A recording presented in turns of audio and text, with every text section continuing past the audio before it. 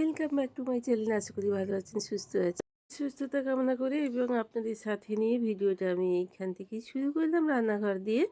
তো একটু ফুলকপি ছিল শুকনো শাকনা, সেটাকে বার করে ফেলেছি। একটু আলু কুচিয়ে নিয়েছি, সিদ্ধ করে নিয়েছি প্রেসারে। এখানে লাউ কলাটাও একটু সিদ্ধ করে রেখে দিয়েছি। আর মাছটাকে ম্যারিনেট তো করেই ফেলেছি। তো চলুন এবার একটু ফুলকপি দিয়ে আলু দিয়ে মাছ দিয়ে একটু কালো জিরে দিয়ে একটু ঝোল করে রেখে দিই। আর এই লাউ খোলাটাকে ভাবছি কি বলুন তো, ফাল্গুন মাস পড়ে গেছে, এবার তো অ্যান্টিপক্স, একটু নিম পাতা তো খেতেই হবে। বাড়িতে নিম গাছ ছোটো ছোটো আছে, তাই জন্যই সুবিধা হলো। তো নিম পাতাটা এখান থেকেই বাড়ি থেকেই সংগ্রহ করতে পেরে যাই। তো এখন তো কচি কচি নিম পাতা হয়েছে, কিন্তু সেই মতো পাওয়া যাচ্ছে না, বাজারেও কিনতে পাওয়া যাচ্ছে না। এরপরে হয়তো বাজারে পাওয়া যাবে, কিন্তু বাড়িতে যেহেতু নিম পাতার গাছ রয়েছে, কচি কচি বেরিয়েছে ছোটো ছোটো, সেইগুলোই তুলে নিয়ে এসে বছরের প্রথমে ফাল্গুন মাসে, মধু মাস ফাল্গুন মাস, আমার দিদা বলতো মধু মাস, যখন খুশি নিম পাতা খাওয়া যায়। তো তাই নিম পাতাটা আজকেই প্রথম বছরের ফাল্গুন মাসে। তো শুরু করে দিলাম রান্না করতে। আর এদিকে ফুলকপি, মাছগুলো ভাজা হয়ে গেছে। মাছগুলো তোলার আগেই ছিটকে ছিল, ওরে বাপরে, সব হাতে পড়ে যাচ্ছেন, জায়গা এত শর্ট। যাই হোক, তো এদিকে মাছগুলো ভাজা হয়ে গেছে, ফুলকপিটা ওই তেলেই দিয়ে দিয়েছি। কারণ বুঝতেই পারছেন আমার এত তাড়া থাকে, যতক্ষণ না বাবি বেরোচ্ছে, বাচ্চু বেরোচ্ছে, ততক্ষণ অন্য কাজে একদমই হাত দিতে পারি না। এদিকে নিম পাতাটা চাপিয়ে দিয়েছি, ভাত হয়ে গেছে। আর এদিকে তরকারিটাও চাপিয়ে দিয়েছি। মশলাগুলো যেহেতু আমার করা থাকে ফ্রিজেতে, তাই জন্য সুবিধা হয়, পসিবলও হয় রান্না করাটা, জানেন তো। নিজে যখন করতে হবে, নিজের কাজটা একটু এগিয়ে রাখাই ভালো সংসারে, নাহলে ভীষণই কষ্ট নিজেরই হবে। তারা তো খেয়ে দিয়ে বেরিয়ে যাবে, তাদের তো দায়িত্ব করে খাইয়ে দাইয়ে বাচ্চু খেয়ে যায়। আর আপনারা নিজেরা দেখেছেনই। আর বাবিকে লাঞ্চটা প্যাক করে দিই। তো যতক্ষণ না ওদের আমি খাইয়ে দাইয়ে সুস্থভাবে বার করতে পারছি, ততক্ষণ পর্যন্ত বুঝতেই পারছেন আমাকে এইভাবেই ছুটোছুটি হুড়োহুড়ি করতে হয়।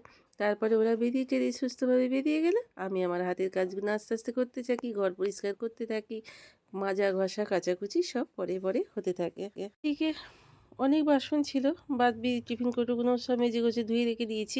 বেশ কিছু মাজন মেজে জড়ো করে রেখে দিই। প্রচুর কাচাকুচি আছে, আজ একটু রোদ বেরিয়েছে, তো কাচাকুচিগুলোকে আমার কাজকে করে ফেলতেই হবে।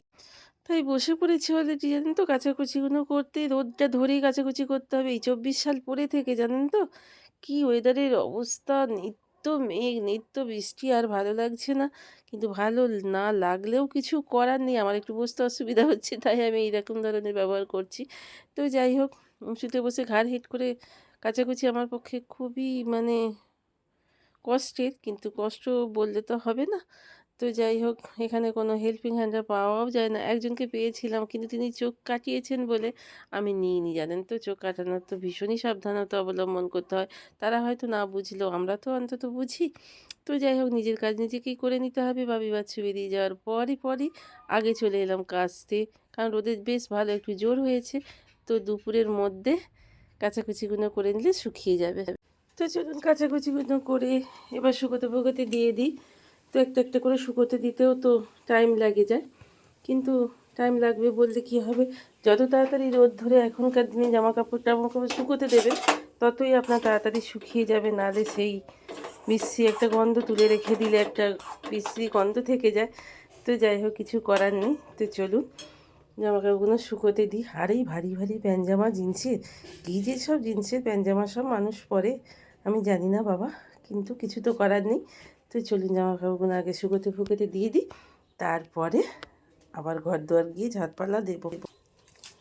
তো কদিন থেকে শরীরটা একদমই ভালো যাচ্ছে না, ঘাড়ে মাথার যন্ত্রণা, পায়ের যন্ত্রণা সবই বেড়েছে এই ঠান্ডা গরমে।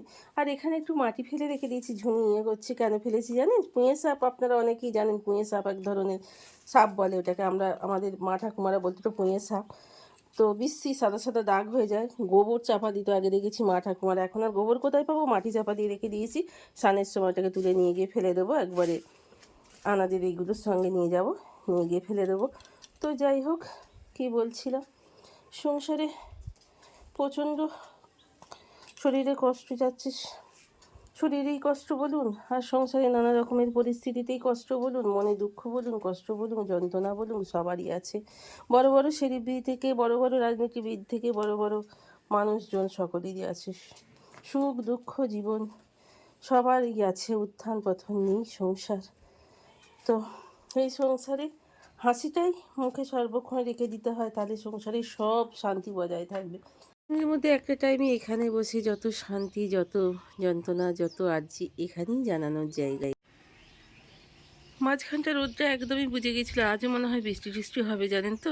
জামা কাপড়গুলো এতগুলো জামা প্যান্ট কেচে শুকোতে দিয়েছি, 3টে প্যান্ট আছে, সব শুকোতে দিয়েছি। এখানে এখনও কিছু আমার কাপড় চোপড় শুকোতে দেওয়া বাকি আছে, বাসন কোসন মাজা হয়ে গেছে, এখনও বেশ কিছু বাসন নামিয়ে দিয়েছি।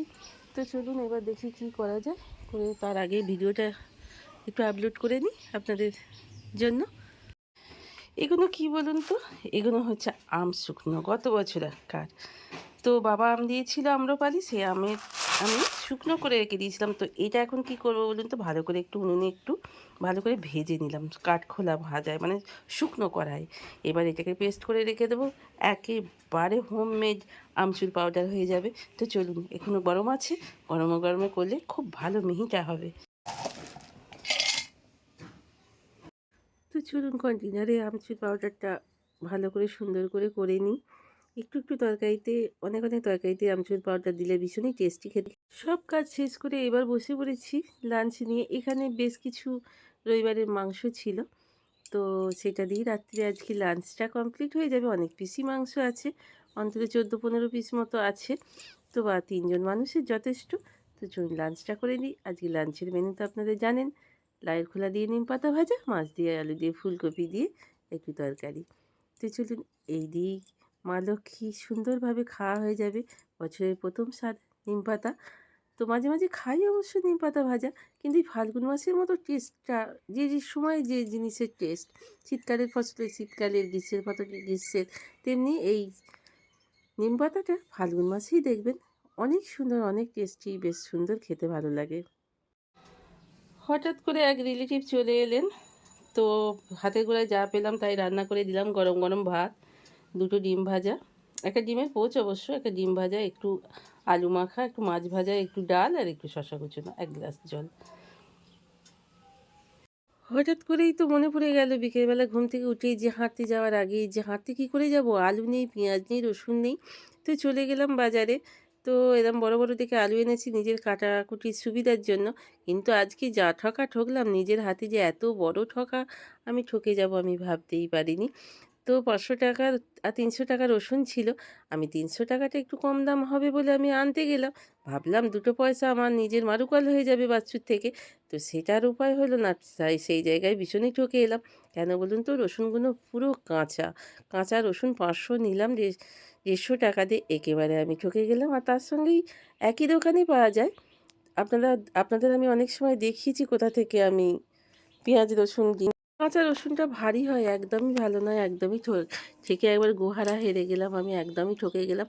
তো যাই হোক, চিকেনটা এদিকে বসাতে শুরু করে দিয়েছি। আলুটা একটু ভেজে ভেজে আলুটাকে ভেজে তুলে নিয়ে একটু জিরে, তেজপাতা, গোটা জিরে ফোড়ন দিয়ে পেঁয়াজটাকে ভালো করে ভেজে নিয়ে এইবার নাড়াচাড়া করে, মশলা তো অলরেডি বাটাই আছে, তো চিকেনটাকে দিয়ে ভালো করে চিকেনটা রান্না চাপে দিয়ে চলে এসেছি। পেঁয়াজ রসুন আলুগুলোকে রাখতে পারছি, চলে এসেছে। বাচ্চা বলছি, বাবা তুমি তো ঠকে গেলে, তুমি তো শুকনো নিতে পারতো, 500 টাকা কেজি, 250 হয়ে যেত, ভালোই হয়ে যেত তোমার। যাই হোক, গোহারান আজকে হেরে গেলাম আর ঠকে গেলাম। তো বাজার না করার এইটাই মর্ম, মাঝে মাঝে বাজার করতে ওই জন্যই বেরোতে হয়। সব কিছুরই এক্সপিরিয়েন্স থাকা দরকার। বাচ্চু আনে বলে সেটা আর আমার পক্ষে হয়ে ওঠে। তো চিকেনটা হয়ে গেছে। এবার বাবি তাড়াতাড়ি আসছে বলে বাবিকে কি টিফিন দেবো, বাচ্চুকে তো চা জলখাবার দিয়ে দিলাম। তো আলুর ঝুরি ভাজার রেসিপিটা বাবি ভীষণই পছন্দ, কারি পাতে দিয়ে চাপিয়ে দিয়েছি। তো চলুন এটা করে নিয়ে বাবিকে দিয়ে দেবো। বাবিকে টিফিন দিয়ে দিয়েছি। আমার আমার এখানে চিকেনও হয়ে গেছে, ভাতও হয়ে গেছে। তো চলুন আজকের মতো ভিডিওটা এখানে শেষ করছি। আশা করি ভালো থাকবেন, সুস্থ থাকবেন, আনন্দের সঙ্গে পরিবারের সঙ্গে দিন কাটাবেন। আর আপনারা এতক্ষণ পর্যন্ত আমার সঙ্গে যারা ছিলেন তাদের অনেক ধন্যবাদ জানিয়ে আজকের মতো শেষ করলাম। Good night.